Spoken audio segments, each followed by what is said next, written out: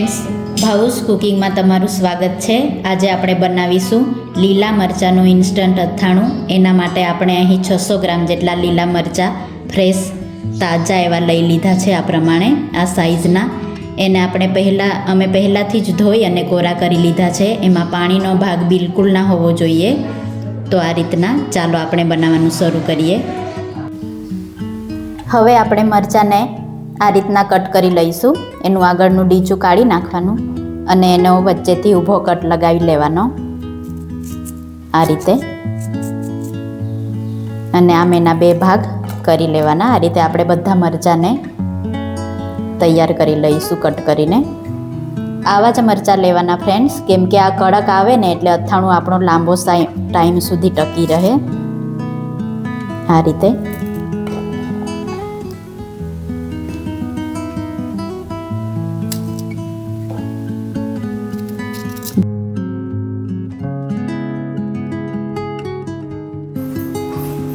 આ રીતે આપણે બધા જ મરચાંને કટ કરી લેવાના છે।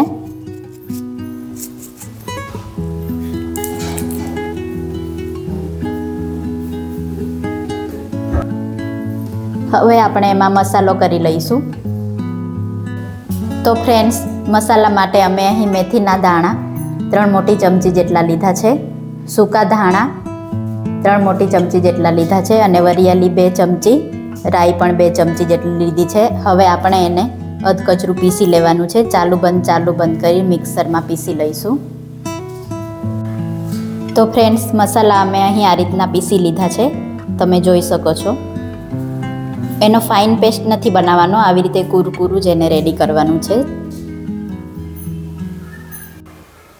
તો ફ્રેન્ડ્સ, આ રીતે મરચાં અમે કાપીને રેડી કરી લીધા છે। એમાં જે એક્સ્ટ્રા બી હતા એ આ રીતે અમે કાઢી લીધા છે। હવે કાપેલા મરચાંમાં આપણે 3 ચમચી જેટલું મીઠું એડ કરી લઈશું।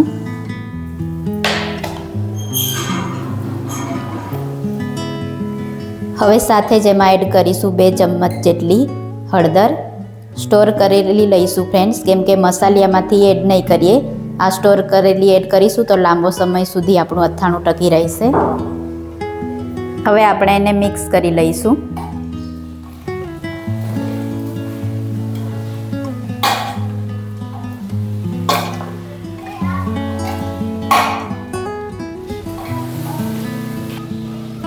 મરચાંને આપણે સરસ રીતે મિક્સ કરી લીધા છે। હવે આપણે એને 1 કલાક માટે ઢાંકીને મૂકી દઈશું। તો ફ્રેન્ડ્સ, આપણે જે મરચાં ઢાંકીને રાખ્યા હતા એને હવે આપણે આવા કાણાવાળા એક વાસણમાં એને રાખી લઈએ, જેથી એમાં જે એક્સ્ટ્રા પાણી છે એ નીકળી જાય।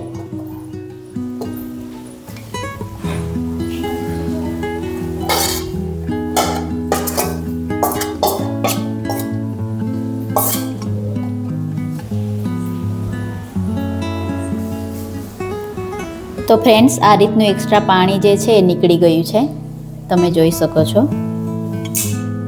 અને આ આપણા મરચાં સરસ। હવે આપણે મરચાં એક ખુલ્લા વાસણમાં આ રીતે લઈ લઈએ અને દર પીસેલો આપણો જે મસાલો હતો એમાં એડ કરી લઈશું।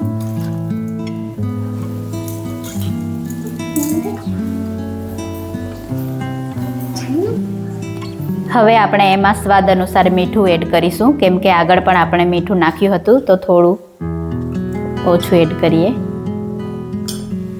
1 ચમચી હળદર અને મરચું 1 ચમચ।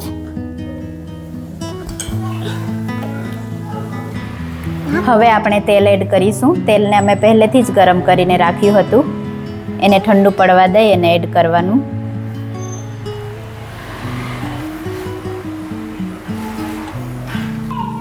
હવે આપણે બધા મસાલાને સારી રીતે મિક્સ કરી લઈશું। આ રીતે ખૂબ સરસ। જો ફ્રેન્ડ્સ, બહુ જ મસ્ત દેખાઈ રહ્યા છે મરચાં આપણા, સુગંધ પણ ખૂબ સરસ આવી રહી છે મસાલાની। આ રીતે જરૂર ટ્રાય કરજો તમે, ખૂબ સરસ અથાણું બને છે।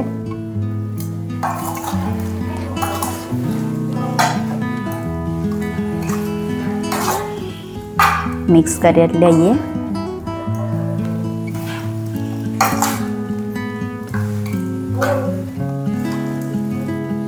આ રીતે સરસ મિક્સ કરી લેવાનું.